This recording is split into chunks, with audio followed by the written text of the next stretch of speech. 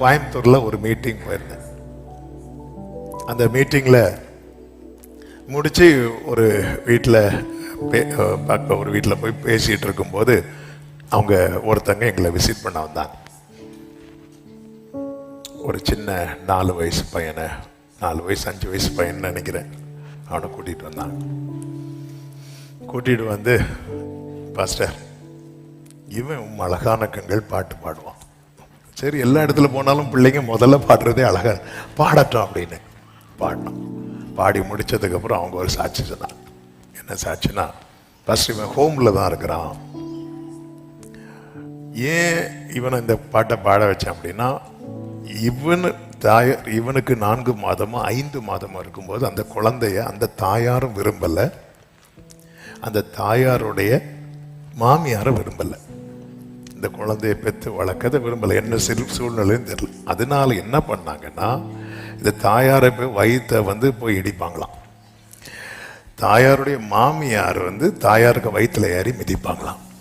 எதுக்கு அப்படின்னா, இந்த குழந்தை என்ன பண்ணணும், அப்படி இல்லாமல் ஆயிரணும். அதை தாண்டி பிறந்திருக்கான்.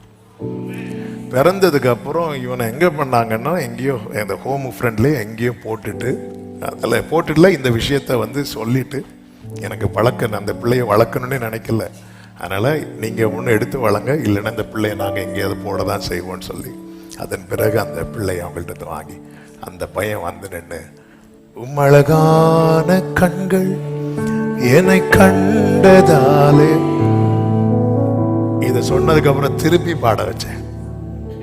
நான் சொன்னேன், இந்த பாட்டு பாடுறதுக்கு சரியான ஆள் நீதான்டா. அவன் அப்படியே கட்டி அணைத்து ஒன்றை புரிந்து கொண்டேன், எல்லாவற்றுக்கும் ஒரு காலம் உண்டு, பிறக்க ஒரு காலம் உண்டு. யார் நினைச்சாலும் தடுக்க முடியல.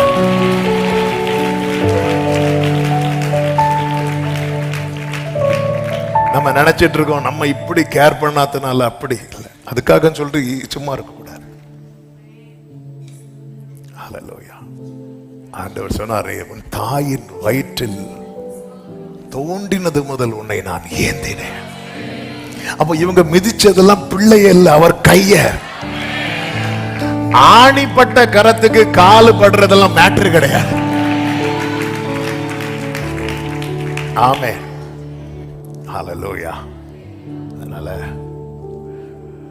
அதனாலதான் தாவீது ஒரு ஜெபம் பண்ணுவார், எழுந்தருளும் மனுஷர் உம்மை மேற்கொள்ள விடாதே.